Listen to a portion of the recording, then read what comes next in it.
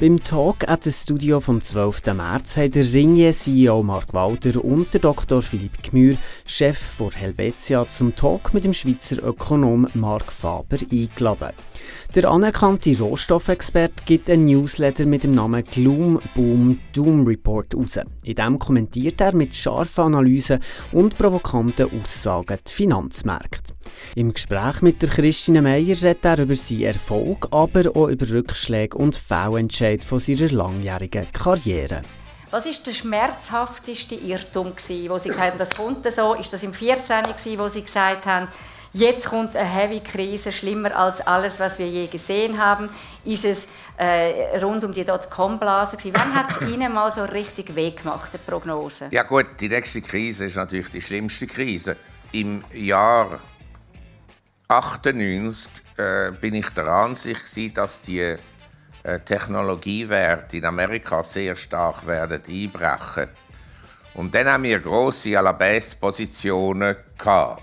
À-la-Baisse bedeutet, dass wenn die Werte fallen, dass sie Geld verdienen, aber wenn sie weiter steigen, werden sie Geld verlieren.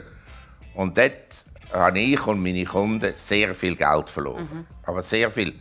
Auch einen persönlichen Einblick in sein buntes Leben hat der Mark Faber gewährt. Und eigentlich vermittelt Sie sehr ein positives Bild zu Ihrer Beziehung zu der Schweiz. Dennoch haben Sie sich entschieden, in Asien zu leben seit Jahrzehnten. Wir haben es vorher gehört, in Chiang Mai, im Norden von Thailand. Warum? Ein Grund war, ich habe mich immer geträumt in der Jugend, weil ich ja so mit eiserner Disziplin erzogen wurde. Das sieht man mir vielleicht nicht an, aber es war also so. Also knallhart. Und dann habe ich mir immer gesagt im Leben, ich will völlig unabhängig sein finanziell, dass ich nie mehr muss fragen, darf ich das machen oder kann ich das machen? Oder so. Und zweitens habe ich mir immer vorgestellt, es würde mich interessieren, einmal nirgendwo zu gehen, wo ich gar niemanden kenne. Der Mark Faber ist Ende 80er Jahre international bekannt worden. Er hat dann den Börsencrash von 1987 richtig vorausgesagt. Die Gäste wollten darum auch ganz genau wissen, wie der Börsenspezialist die aktuelle Situation auf den Finanzmärkten einschätzt und wie zuversichtlich er in die Zukunft schaut. Vergleichen zur Weltwirtschaft, die sagen wir mal, so groß ist, sind die Finanzanlagemärkte so groß. Wenn die um 20% fallen, dann wird das einen grossen Einfluss auf die Realwirtschaft haben. Und wenn also in Amerika die Börse um 20% fällt, das sind dann also mehr als 500 S&P-Punkte. Da kommen keine Zinserhöhungen mehr, garantiere ich Ihnen. Das ist auch die Schweizer Börse, wenn Sie es anschauen.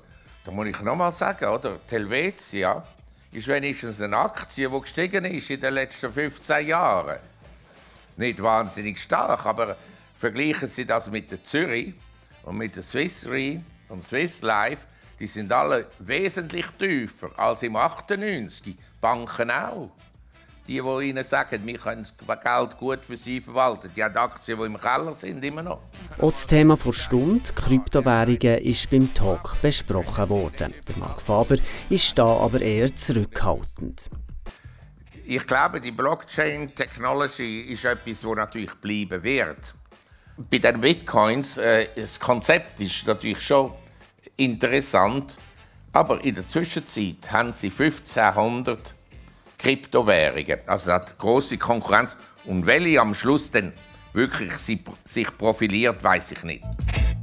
Dankeschön. Danke.